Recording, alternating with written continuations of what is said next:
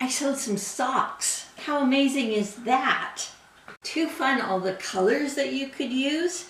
This is my first pair, made from a repurposed pajama top out of cotton jersey. This pattern is so customizable. It has fabulous potential. Let me tell you about that. Hi, it's Myrna. Thanks for joining me in my bright, sunny studio. Hard to believe that it's only the end of February, the 23rd, I think. I'm filming a few things early because I'll be away in March. So the white t-shirt looked exactly like this, except in reverse.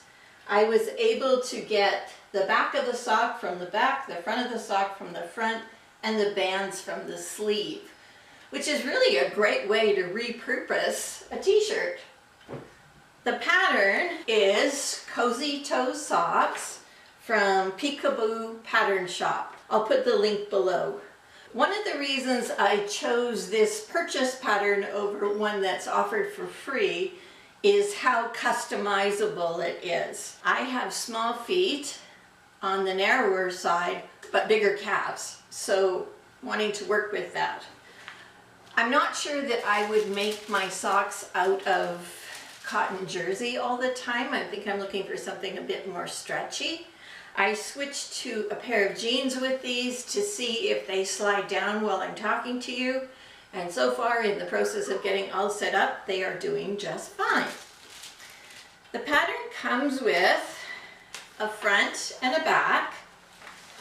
It has an ankle, a crew, and a knee-high length. I happen to prefer knee-high socks. And you can have a 1.5, a 3/4, or a 2.5 inch band around the top. I started out by sewing the regular size. I figured that would give me the option of going up or down and basically starting in the middle. According to the measurements, I should have started with the plus size. And no, that would have been way too big. What I know from knitting socks is that you want them to fit snug and not to roll around in them. Being that they're customizable, you could use, say, a slim front and a regular back if you happen to have larger calf muscles. The other thing, I will pop a picture in here.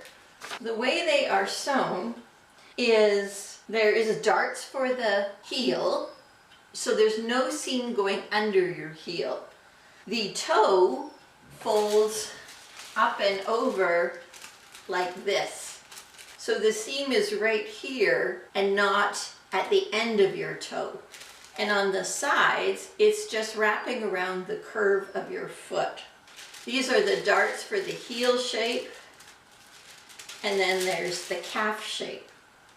You can, of course, mix and match the fabrics, and you could piece it. Whatever you use on the back wraps around to the toe, but you could also piece that so that you have different colors all over the place and use more scraps. I think that the customizable aspect is really valuable in terms of how much stretch is in your fabric.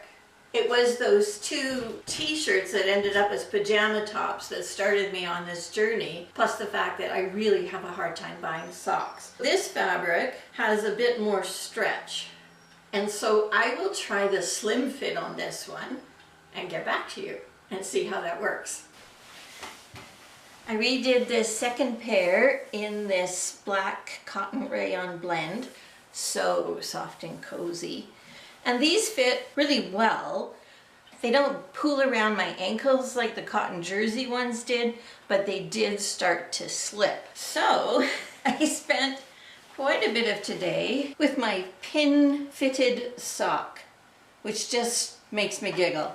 Up until a couple weeks ago, I didn't even know you could sew socks, and now I'm fussy fitting them. This has stayed up without slipping around, and I have made some alterations to the pattern, so let me tell you about that. It's the end of the day. We did a lot of puppy walks today so that I could test out the socks. Callie really liked that idea.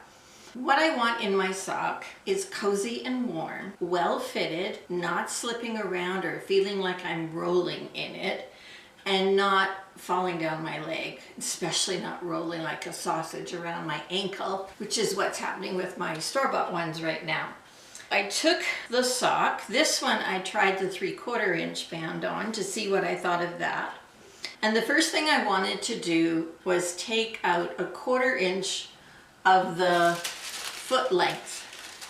To do that, this is the toe and this is the foot length to the heel here, and I took 1/4 inch out of there on both the front and back. The next thing I did is I looked at this tuck here, and if I measure this, it's actually 3/8 of an inch, which would be 3/4.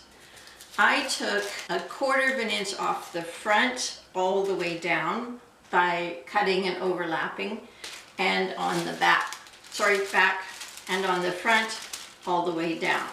I have eliminated 1/2 an inch, and this tuck is 3/4 of an inch. I will see what that does and whether I want to take out a little bit more. At the top, that 1/4 inch is going to run all the way up and into the band. The band is already smaller to be snug. In this particular size, it is 9 inches long. If I'm taking 1/4 inch front and back, I need to take 1/2 an inch out of that, which makes it 8.5 inches. But if I measure this, I have taken out 1.5 inches. So I want to take out another inch. I will cut my band 7.5 inches long by the height that I want. I like the way the 3/4 inch tucks into the back of my knee. I guess I'm slim there too, but I also like the security of a fatter band. So I'm going to split the difference and go with the 1.5. I bought 4 meters of this fabric intending to make 3 or 4 t-shirts with it, only to find out I don't want to make t-shirts with it. But it's excellent for socks, and so fiddling with this until I get it the way I want, and then using up that yardage for socks could be really good. And then I'll have had those socks for a period of time to know, do they wear well? Do they wash well? I don't put my t-shirts in the dryer, but I definitely put my socks in it. So what happens? Does it start to shrink? Does it get smaller?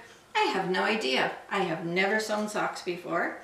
The reason I wanted to test this out sooner rather than later is that I decided I couldn't wait till May to go camping. Our weather is lovely and hopefully will stick around. So I booked a 7-day camping trip in April. In April, it's not likely I'll be sitting outside at night until very late. So chances are I'll have time inside in the camper studio. And this is perfect because it requires only one machine. I can set up the serger and make them on that, or if I decide I only want to take the sewing machine, I can use a stretch stitch.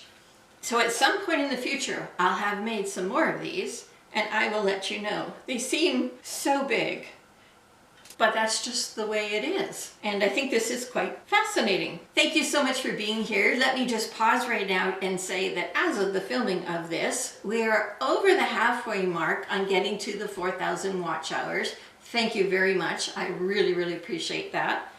I am not, fast forwarding as fast as I can go to be monetized because I'm leaving that up to God.